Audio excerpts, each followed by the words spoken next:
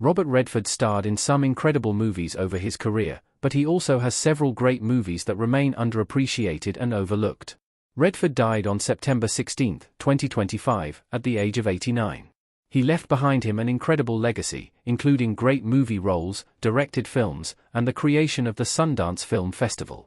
As someone who held up independent cinema as a massive backer of up-and-coming filmmakers, it is no surprise that Robert Redford's film career is so diverse. On top of masterpieces like All the President's Men and The Sting, Redford also starred in some smaller films that deserve love as people pay respect to his career. Downhill Racer, 1969. Robert Redford as Chap Pellet with his skis in Downhill Racer. When people look at Robert Redford's sports movies, the one that always rises to the top is The Natural. While that story of Roy Hobbs' baseball career was incredible, the actor starred in a very different sports drama 15 years earlier called Downhill Racer. In Downhill Racer, Redford stars as American downhill skier David Chap Pellet, and unlike Hobbs' inspirational story, he starts as a self-centered man whose only goal is to become a champion, with no concern for his team. It shows a very different character than the one in his later movie, and it remains an underappreciated role.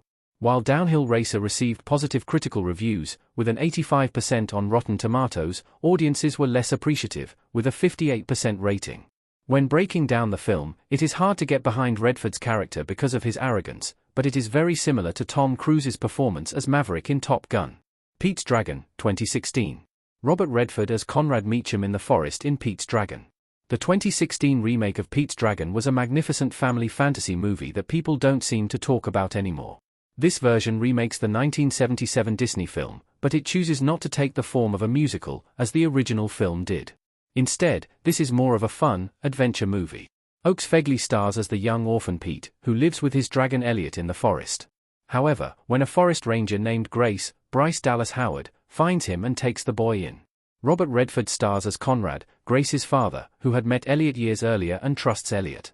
This was a nice later career role for Redford, who plays the older man who supports the child and his dragon, contrasting the people who only want to hurt the pair. Redford's charm and charisma carry him in this performance, and it is one of his best pure family movies. The Old Man and the Gun, 2018. Robert Redford standing by a fence in The Old Man and the Gun. In 2018, Robert Redford's final film role was in the crime film The Old Man and the Gun. Directed by David Lowery, who also directed Redford in Pete's Dragon, the movie stars Redford as Forrest Tucker, a career criminal and prison escape artist.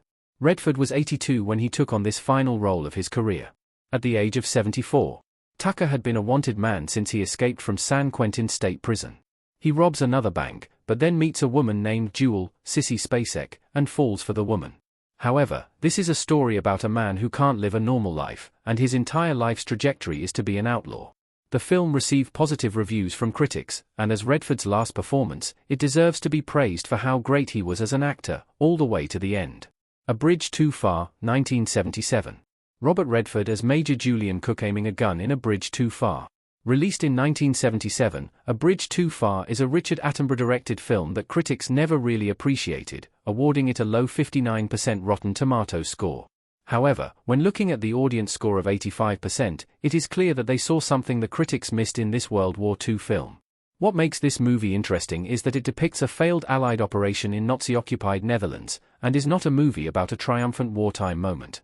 A Bridge Too Far is carried by an all-star cast, and Robert Redford wasn't even at the top of the credits.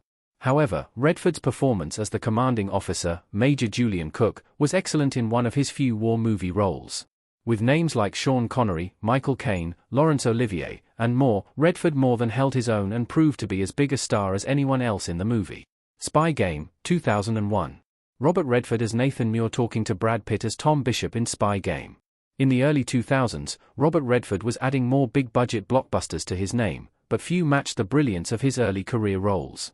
One that did do well and was an entertaining action thriller was Spy Game. In this film, Redford teamed with Brad Pitt for a movie about CIA operatives involved in a rescue mission. Critics praised Redford and Pitt's performances, but were not as impressed with the complex plot.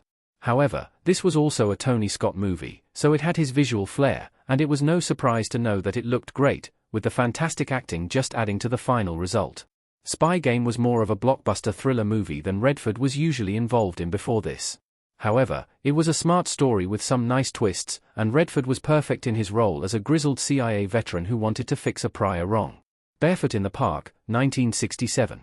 Jane Fonda and Robert Redford as Corey and Paul in Barefoot in the Park. One of Robert Redford's early underappreciated movies is a movie based on the stage play by Neil Simon, with the movie script also penned by Simon. This was only Redford's 7th movie role and the film he starred in right before his breakout in Butch Cassidy and the Sundance Kid. Barefoot in the Park is a romantic comedy starring Robert Redford and Jane Fonda as a young newlywed couple. The dynamic here was great, with Fonda playing a free-spirited woman and Redford playing an uptight conservative attorney. Seeing Redford's Paul coming around in the end and breaking out of his stuffy uptight personality was a treat, and this was proof that Redford could do comedy as well as he could the dramatic roles he became better known for. Brubaker, 1980. Robert Redford as Henry Brubaker looking concerned. In 1980, Robert Redford starred in the prison drama Brubaker.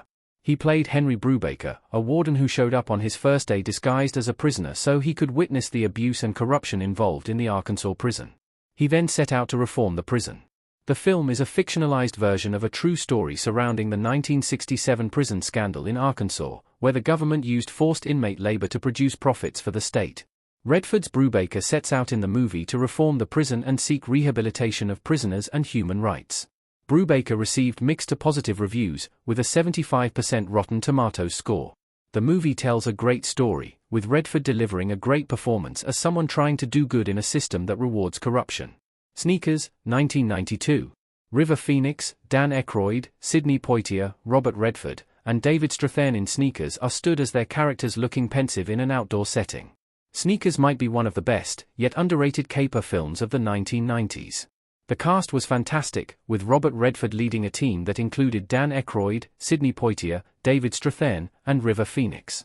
The plot sees the team hired to steal a black box security system.